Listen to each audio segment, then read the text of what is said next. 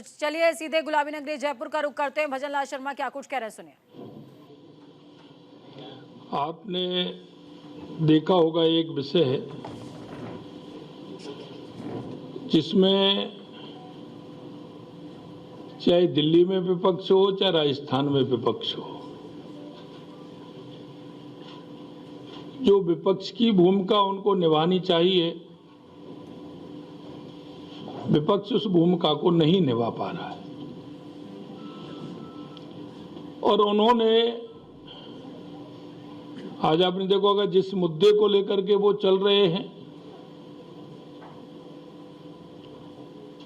यह मुद्दा तो आपको आजादी के बाद ही लेना चाहिए था, लेकिन आपने देखा होगा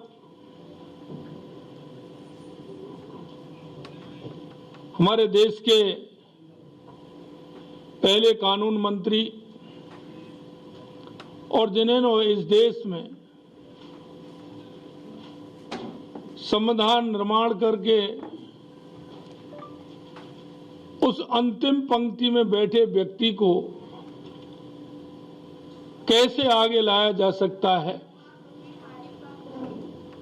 उसके लिए उन्होंने काम किया। हम बाबा साहब भीमराव अंबेडकर जी, डॉक्टर श्यामा प्रसाद मुखर्जी जी और पंडित दीनदयाल उपाध्याय जी के अंत्योदय को लेकर के हमारी पार्टी और हमारी सरकार उसे लेकर के चलती है। और ये सारी बातें मैं आपको इसलिए कहना चाह रहा हूं कि 2014 के बाद देश के यशस्वी प्रधानमंत्री नरेंद्र मोदी जी ने गरीब कल्याण की परिभाषा बदलने का काम किया है। आपने देखा होगा बाबा साहब के विजन को लेकर के हमेशा हम पार्टी के अंदर या केंद्र में हो या किसी प्रदेश में हो, हमारी सरकारें बाबा साहब के अंत्योदय को लेकर के चलती है। मैं कहना चाहता हूं कि आज कांग्रेस जिस तरह का ढोंग कर रही है, मैं कहना चाहता हूं कि कांग्रेस ने बाबा साहब को कितना अपमानित किया, उनका मजाक उड़ाया। उन्होंने कानून मंत्री पद से इस्तीफा दिया, इस्तीफा दिया नहीं, इस्तीफा लिया गया था। मैं कांग्रेस के उन लोगों से कहना चाहता हूं कि जरा वो बाबा साहब के उस इस्तीफे की कॉपी प्रेषित करें। बाबा साहब ने उसमें क्या लिखा, उनकी पीड़ा क्या थी, उनका 1952 का चुनाव कांग्रेस ने टिकट क्यों नहीं दिया, 1954 में भी नहीं दिया। बाबा साहब चुनाव लड़े तो उनका विरोध किया। देश की जनता इन सवालों का जवाब चाहती है। और आपने देखा होगा कि उन्होंने नेहरू,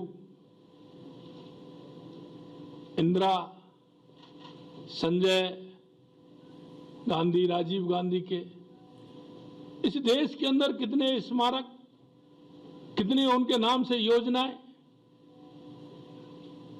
जिन्होंने इस देश को संविधान दिया, इस देश के उत्थान की बात की। आपने उनको क्या दिया, ये जरा अपने गलेबान में झांक करके देखिए। मैं आपके माध्यम से कहना चाहता हूं, मंत्री पद से जो बाबा साहब ने इस्तीफा देने को मजबूर किया, इस्तीफे के बाद सदन में बोलने तक नहीं दिया, क्योंकि सदन सबका है, लेकिन बाबा साहब को बोलने नहीं दिया। मैं कहना चाहता हूं कि उनका जो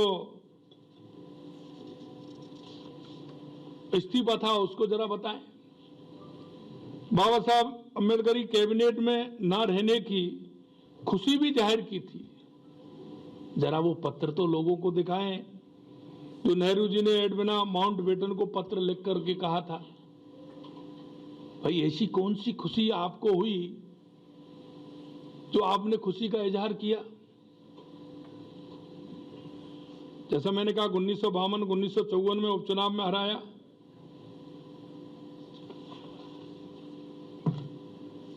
कांग्रेस पार्टी इतने दिन तक शासन में रही,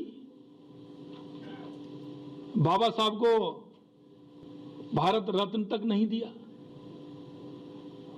जरा उसका भी खुलासा करें। अगर भारत रत्न दिया तो हमारे पूर्व प्रधानमंत्री अटल बिहारी वाजपेयी जी इस सरकार में शामिल थे और माननीय अटल बिहारी वाजपेयी जी ने बाबा साहब को भारत रत्न दिलाने का काम किया।